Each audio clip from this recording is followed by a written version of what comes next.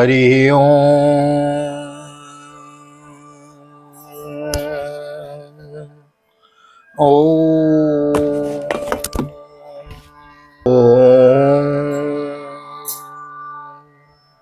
जय श्री राधे, जय श्री कृष्ण।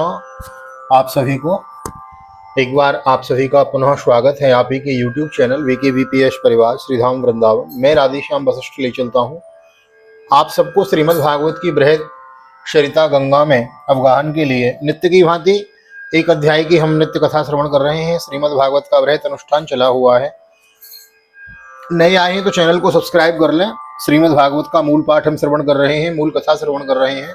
अपने बुजुर्गों को सुनाएं, बालकों को सुनाएं, लाइक और शेयर कर दें। नए आए हैं तो कमेंट चैनल को सब्सक्राइब जरूर कर लें, बेल आइकन को प्रेस कर दें। आइए देर न करते हुए ले चलता हूँ आज की पावन कथा प्रसंग में। सर्वप्रथम करेंगे भगवान नाम संकीर्तन।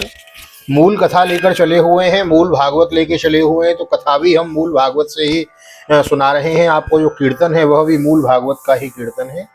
तो आइए मेरे साथ मिलजुल कर प्रेम से गाइए। श्री कृष्ण गोविंद हरे मुरारी, हे नाथ नारायण वासुदेव। श्री कृष्ण गोविंद हरे मुरारी, हे नाथ नारायण वासुदेव। हे नाथ नारायण वासुदेव, हे नाथ नारायण वासुदेव। श्री कृष्ण गोविंद हरे मुरारी, हे नाथ नारायण वासुदेव। नारायणं नमस्कृत्यं नरं चैव नरोत्तमं, देवीं सरस्वतीं व्यासं ततो जयमुदीरयेत्। कृष्णाय वासुदेवाय हरे परमात्मने प्रणतः क्लेशनाशाय गोविन्दाय नमो नमः। ओं नमो भगवते वासुदेवाय। श्रीमद्भागवत महापुराणं पंचम स्कंधः षोडशोऽध्यायः। ओम राजोवाच उक्तस्तया भूमण्डलयायामाविशेषो यावदादित्यस्तुतपतिः यत्र चासो ज्योतिषां गणेशचन्द्रमा वासः दृश्यते तत्रापि प्रियव्रतरथचरणपरिघातैः सप्तभिः सप्तसिन्धवः उपक्लप्ताः। यत् एतस्याः सप्तदीपो विशेषो विकल्पस्त्वया भगवान् खलु सूचितम् एतदेवाखिलमहं मानतो लक्षणतश्च सर्वं विजिज्ञासामि। राजा परीक्षित ने कहा, मुनिवर, जहाँ तक सूर्य का प्रकाश है और जहाँ तक तारागण के सहित चंद्रदेव दीख पड़ते हैं, वहाँ तक आपने भूमंडल का विस्तार बतलाया है। उसमें भी आपने बतलाया कि महाराज प्रियव्रत के रथ के पहियों की 7 लीकों से 7 समुद्र बन गए थे, जिनके कारण इस भूमंडल में 7 द्वीपों का विभाग हुआ। अतः भगवान, अब मैं इन सब का परिणाम और लक्षणों के सहित पूरा विवरण जानना चाहता हूँ। भगवतो गुणमये स्थूल रूप आवेशितम मनो यगुणोपि सूक्ष्मतमो आत्मज्योतिषे परे ब्रह्मणि भगवती वासुदेवाख्ये क्षममावेशितम तदुहे तद्गुरोर्हस्यानुवर्णयितुमिति। क्योंकि जो मन भगवान के इस गुणमय स्थूल विग्रह में लग सकता है, उसी का उनके वसुदेव वासुदेव संज्ञक स्वयं प्रकाश निर्गुण ब्रह्म रूप सूक्ष्मतम स्वरूप में भी लगना संभव है। अतः गुरुवर, इस विषय का विषाद रूप से वर्णन करने की कृपा कीजिए। ऋषिरुवाचो न वै महाराज भगवतो माया गुण विभूते काष्ठां मनसा वचसा व्याधि गंतुमलं विबुधायुषापि पुरुषस्तत्मात्म प्राधान्येनेव गोलोक विशेषम नाम रूपमान लक्षणतो व्याख्यास्यामः। महाराज, भगवान की माया के गुणों का इतना विस्तार है कि यदि कोई पुरुष देवताओं के समान आयु पाले तो भी मन या वाणी से इसका अंत नहीं पा सकता। इसलिए हम नाम रूप परिणाम और लक्षणों के द्वारा मुख्य मुख्य बातों को लेकर ही इस भूमंडल की विशेषताओं का वर्णन करेंगे। यो वायम द्वीपः कुवलयो कमलकोशाभ्यंतर कोशो नियोत योजना विशेष विशालो समवर्तुलो यथा पुष्करपत्रम यस्मिन् वर्षाणि नवयोजन सहस्रायामानि अष्टभिर्यमर्यादा गिरिभिः सुविभक्तानि भवन्ति। यह जम्बूद्वीप जिसमें हम रहते हैं, भूमंडल रूप कमल के कोश स्थानीय जो 7 द्वीप हैं, उनमें सबसे भीतर का कोश है। इसका विस्तार 1 लाख योजन है और यह कमल पत्र के समान गोलाकार है। इसमें 9-9 हजार योजन विस्तार वाले 9 वर्ष हैं, जो इनकी सीमाओं का विभाग करने वाले 8 पर्वतों से बटे हुए हैं। ऐसा मध्य इलाव्रतम नामाभ्यंतर वर्षो यस्य नाभ्याम अवस्थितो शर्वतः सौवर्णः कुलगिरिराजो मेरुदीपायाम समुन्नाहो कर्णिका भूतो कुवलयो कमलश्यो मूर्धनि द्वात्रिंशत् सहस्रयोजन विततो मूले 16 तावतांतरभूम्यां प्रविष्टः। इनके बीचों बीच इलाव्रत नाम का 10वां वर्ष है, जिसके मध्य में कुल पर्वतों का राजा मेरू पर्वत है। वह मानो भूमंडल रूप कमल की कर्णिका ही है। वह ऊपर से नीचे तक सारा का सारा स्वर्णमय है और 1 लाख योजन ऊंचा है। उसका विस्तार शिखर पर 32,000 और तलहटी में 16,000 योजन है तथा 16,000 योजन की ही वह भूमि के भीतर घुसा हुआ है, अर्थात भूमि के बाहर उसकी ऊंचाई 84,000 योजन है। उत्तरोत्तरेण इलावृतम नीलः श्वेतः श्रृंगवानिति त्रयोरम्यक हिरण्मय कुरूणां वर्षाणां मर्यादा गृहो प्रागायत उभयतो चारोदावदयोः द्विसहस्र प्रथमो एकैकः पूर्वस्मात् उत्तर उत्तरो दशांशान्तिकायेन दशांशाधिकेन दैर्घ्य एवं ह्यस्यन्ति। इलाव्रत वर्ष के उत्तर में क्रमशः नील, श्वेत और श्रृंगवान नाम के 3 पर्वत हैं, जो रम्यक, हिरण्मय और कुरु नाम के वर्षों की सीमा बांधते हैं। वे पूर्व से पश्चिम तक खारे पानी के समुद्र तक फैले हुए हैं। उनमें से प्रत्येक की चौड़ाई 2000 योजन है तथा लंबाई में पहले की अपेक्षा पिछला क्रमशः दशमांश से कुछ अधिक कम है। चौड़ाई और ऊंचाई तो सभी की समान है। एवं दक्षिणे नीलावृतम निषदो हेमकूटो हिमालयो इति प्रागायतो यथा नीलादयो युतयोजनो सेदाः रिवर्षो किं पुरुषो भारतानां यथा संज्ञम। इस प्रकार इलाव्रत के दक्षिण की ओर एक के बाद एक निषद, हेमकूट और हिमालय नाम के 3 पर्वत हैं। नील आदि पर्वतों के समान ये भी पूर्व पश्चिम की ओर फैले हुए हैं और 10-10 हजार योजन ऊंचे हैं। इनसे क्रमशः हरिवर्ष, किमपुरुष और भारतवर्ष की सीमाओं का विभाग होता है। तथैव इलाव्रतमपरेण पूर्वेण चौमाल्यवद गंधम बादानावानी वानील निषाधाया तो 2,000 प्रथतुः केतुमाला भद्रास्वयो सीमानं विदधाति। इलाव्रत के पूर्व और पश्चिम की ओर उत्तर में नील पर्वत और दक्षिण में निषद पर्वत तक फैले हुए गंधमादन और माल्यवान नाम के 2 पर्वत हैं। इनकी चौड़ाई 2-2 हजार योजन है और ये भद्रास्व एवं केतुमाल नामक 2 वर्षों की सीमा निश्चित करते हैं। मंदरो मेरु मंदर शुपार्श्व कुमदो इत्युत योजन विस्तारोन्नाः मेरो 14 मुवष्टभ्यो ममगिरय उपक्लप्ताः। इनके शिवा मंदर, मेरु मंदर, सुपार्श और कुमुद, ये 4-10 हजार योजन ऊंचे और उतने ही चौड़े पर्वत मेरु पर्वत की आधारभूता थूनियों के समान बने हुए हैं। चतुस्वेर्तेषु जम्बू कदम्बन्यग्धोग्ध्राश्चात्वारः पादप्रवराः पर्वतः केतवो एवाधि सहस्रयोजनुन्नाः स्तावद् विटप विततयो शतयोजन परिणाः। इसके शिवा मंदर, मेरु मंदर, सुपार्श और कुमुद, ये 4-10 हजार योजन ऊंचे और उतने ही चौड़े पर्वत मेरु पर्वत की आधारभूता तूनियों के समान बने हुए हैं। इन चारों के ऊपर इनकी ध्वजाओं के समान क्रमशः आम, जामुन, कदम्ब और बड़ के 4 पेड़ हैं। इनमें से प्रत्येक 1100 योजन ऊंचा है और इतना ही इनकी शाखाओं का विस्तार है। इनकी मोटाई 100 योजन है। यदाश्चत्वारः पयो मद्भिक्षुर समृष्ट जला यद उपस्पर्शिन उपदेवगणा योगेश्वर्याणि स्वभावाभिकानि भरतर्षवधारयन्ति देवोद्यानानि च भवन्ति चत्वारि देवोद्यानानि च भवन्ति चत्वारि नंदनं चैत्ररथं बिभ्राजकं सर्वतो भद्रमिति। भरत श्रेष्ठ, इन पर्वतों पर 4 सरोवर भी हैं, जो क्रमशः दूध, मधु, ईख, आहा।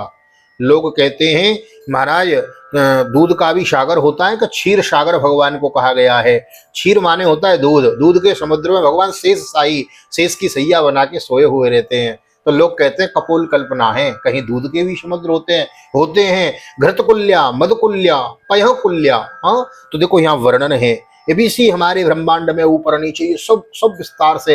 अरे यदि दूध का समुद्र नहीं होता तो विचार करो, माता के गर्भ से जन्म लेने की देर नहीं होती बालक को और माता के स्तनों में दूध पहले आ जाता है। दूध कहाँ से आता है? भगवान वहां से कनेक्शन जोड़ देते हैं समुद्र से, और जैसे ही बालक बड़ा होता है उसके दांत आते हैं, भगवान जान जाते हैं अब इसको दूध की आवश्यकता नहीं, तो कनेक्शन काट देते हैं। ये उसी समुद्र से कनेक्शन जुड़ता है माँ के स्तनों में। तो ध्यान से सुने, जो क्रमशः दूध, मधु, ईख के रस और मीठे जल से भरे हुए हैं।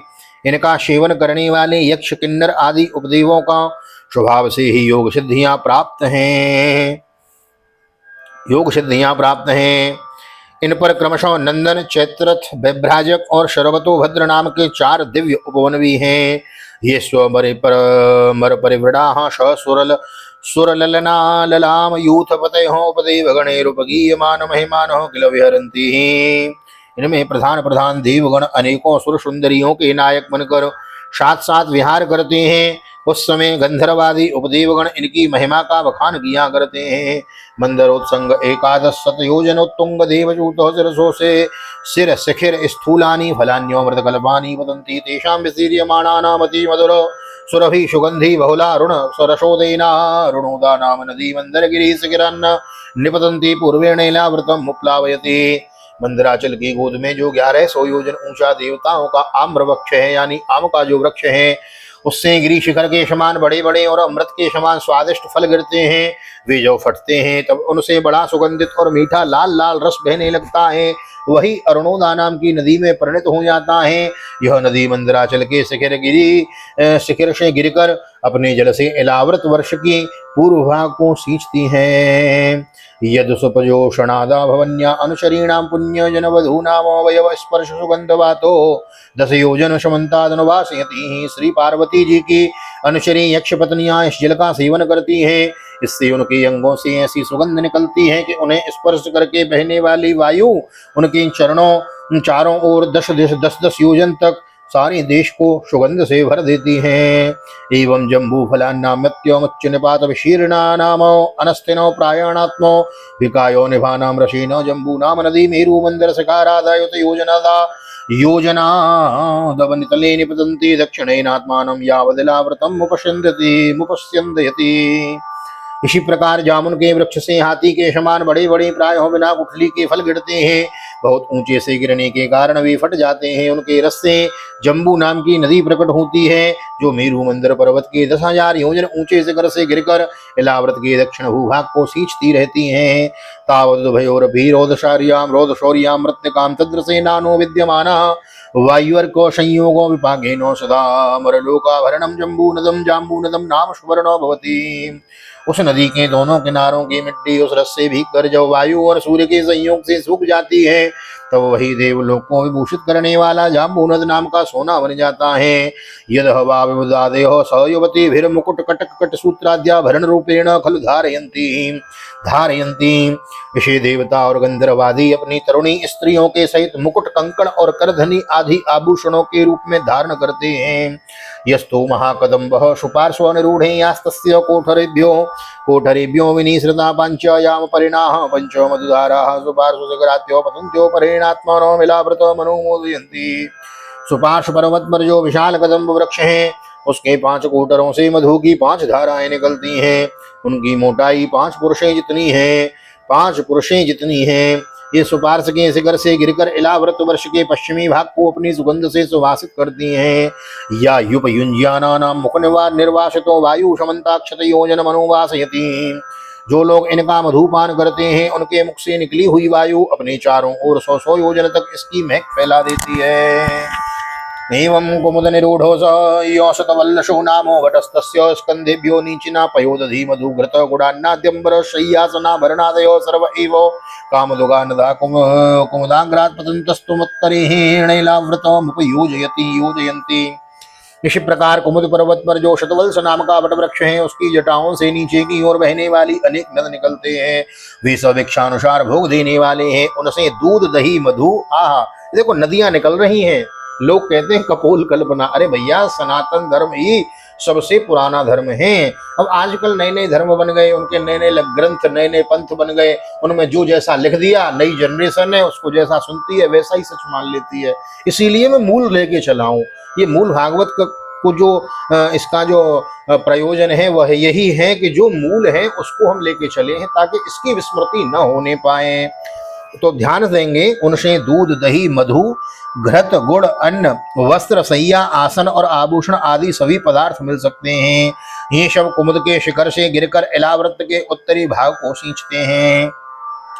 यानुपुजुषाणानां न कदाचित् विप्रजानां वली पलितक्लमस्वेदो दौर्गन्ध्यो जरामयो मृत्युशीतोष्णवे वर्वण्योपसर्गादयोस्ताप विशेषा भवन्ति यावन् जीवं सुखं निरतसयमिव। इनके दिए हुए पदार्थों का उपभोग करने से वहां की प्रजा की त्वचाएं झुर्रियां पड़ जाना, बाल पक जाना, थकान होना, शरीर में पसीना आना तथा दुर्गंध निकलना, बुढ़ापा, रोग, मृत्यु, सर्दी गर्मी की पीड़ा, शरीर का कांतिहीन हो जाना तथा अंगों का टूटना आदि कष्ट कभी नहीं सताते और उन्हें जीवन पर्यंत पूरा पूरा सुख प्राप्त होता है।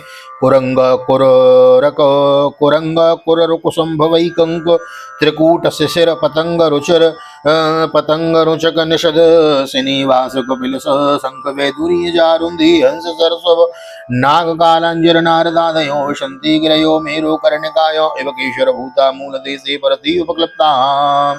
राजन, कमल की कर्णिका के चारों ओर जैसे केशर होता है उसी प्रकार मेरू के मूल देश में उसके चारों ओर कुरंग कुरर कुसुम्भ वैकंक त्रिकूट शिशिर पतंग रुचक निषद श्रीनिवास कपिल शंख वैदुरी जारुधी हंस ऋषभ नाग कालंजर और नारद आदि भीष पर्वत हैं। जठर देव कूटो मेरो पूर्वेणाष्टादश योजन सहस्रमुदगायतो द्विसहस्रम प्रथुतुंगो भमतो एवं परेण पवन पर्यात्रो दक्षिणेन कैलासकर कैलाशकरवीरो प्रागायत्तावेव मत्तरस्त्रभिः शृङ्गमकरावष्टभिरेतेः परिस्तृतोऽग्निविरभो परितश्चकास्ते काञ्चनगिरिः। इनके शिवा मेरू के पर्वत की ओर जठर और देवकूट नाम के दो पर्वत हैं जो 18-18 योजन लंबे तथा 2-2 हजार योजन चौड़े और ऊंचे हैं। इसी प्रकार पश्चिम की ओर पवन और पारियात्र, दक्षिण की ओर कैलाश और करवीर तथा उत्तर की ओर त्रिशंग और मकर नाम के पर्वत हैं। इन 8 पहाड़ों से चारों ओर घिरा हुआ सुवर्णगिरी मेरुगिरी मेरू अग्नि के समान जगमगाता रहता है। मेरु मूर्धनि भगवतो आत्मयो निर्मध्यतो उपक्लब्धाम पुरीयमयोजन सहस्रीं समचतुरस्त्रां सातपौमिं वदन्ति। कहते हैं मेरु के शिखर पर बीचों बीच भगवान ब्रह्मा जी की सुवर्णमयी पुरी है जो आकार में समचौरस तथा करोड़ योजन विस्तार वाली है। तामनुपरी तो लोकपालानामष्टानां यथादिशं यथारूपं तुरीयमानेन पुरोष्टावक्लब्धाः। उसके नीचे पूर्वादि 8 दिशा और उपदिशाओं में उनके अधिपति इंद्र आदि 8 लोकपालों की 8 पुरियां हैं। वे अपने अपने स्वामी के अनुरूप उन्हीं दिशाओं में हैं तथा परिणाम में ब्रह्मा जी की पुरी से चौथाई है। शुद्ध श्रीमद्भागवते महापुराणे पारमहंस्यां संहितायां पंचम स्कंधे भुवनकोश वर्णन नाम षोडशोत्सव। शिवालकृष्ण चरणार्पणमस्तु। श्री राधा कृष्ण बलचरणार्पणमस्तु। कृष्णाय वासुदेवाय हरये परमात्मने प्रणतः क्लेशनाशाय गोविंदाय नमो नमः। हरे कृष्ण कृष्ण कृष्ण हरे हरे, हरे राम राम राम हरे हरे। राधे कृष्ण कृष्ण कृष्ण राधे राधे, राधे श्याम श्याम श्याम राधे राधे। बोल भागवत भगवान की जय, श्री निम्बार्क भगवान की जय, राधा सर्वेश्वर भगवान की जय, श्रीमद् भागवत महापुराण की जय, श्री वेदव्यास जी महाराज की जय, सुखदेव जी महाराज की जय, राजा परीक्षित जी महाराज की जय, राजा रामचंद्र भगवान की जय, श्री हनुमान जी महाराज की जय, गोवर्धन नाथ की जय, यमुने महारानी की जय, वृंदावन वाक्य बिहारी लाल की जय, गैया मैया की जय, तुलसी मैया की जय, अपने अपने माता पिता की जय, सदगुरुदेव भगवान की जय, आज के आनंद की जय। आज है पापांकुशा एकादशी, तो पापांकुशा एकादशी महोत्सव की जय। तो ये पापांकुशा एकादशी की कथा की भी वीडियो आप सुन सकते हैं लाइब्रेरी में जाके। आज के आनंद की जय, जय जय श्री राधे, जय श्री राधे, जय श्री राधे श्याम, जय जय राधे, जय जय श्याम। सबको मिले वृंदावन धाम, ऐसी प्रार्थना ठाकुर जी के चरणों में। आप सभी को यहाँ तक वीडियो में बने रहने के लिए बहुत बहुत धन्यवाद। पापांकुशा एकादशी की आप सभी को बहुत बहुत हार्दिक शुभकामनाएं। और पापांकुशा एकादशी व्रत की कथा श्रवण करने के लिए आप वीडियो लाइब्रेरी में जा सकते हैं, और मैं यहाँ आई बटन में भी दे दूंगा यहाँ पे, तो आई बटन को क्लिक करके आप यहाँ पे भी जा सकते हैं और पापांकुशा एकादशी कथा को भी श्रवण करें। और आज एकादशी है तो हम जाएंगे वृंदावन परिक्रमा सायंकाल, तो वृंदावन परिक्रमा की वीडियो भी आपको थोड़ी थोड़ी जहाँ की भी जितनी बन पाती है मैं आपको प्रस्तुत करने का प्रयास करूंगा। जुड़े रहें इसी प्रकार और लोगों को जोड़ें। मिलते हैं अगली वीडियो में। बड़ा सुंदर भवाटवी भूगोल खगोल का वर्णन चला हुआ है, तो मिलते हैं अगली वीडियो में सप्तदशों अध्याय में। तब तक के लिए श्रीधाम वृंदावन से आप सभी को हृदय से प्यार भरी ठाकुर जी का दर्शन करते हुए। आज ठाकुर जी बड़े प्यारे लग रहे हैं, गौर से दर्शन करना है ना, तुलसी चढ़ी हुई है, ठाकुर जी को पुष्प है, जरा गौर से देखना, बड़े अच्छे लग रहे हैं। तो ठाकुर जी का दर्शन करते हुए आप सभी को प्यार भरी जय श्री राधे, जय श्री कृष्ण, हरि ओम।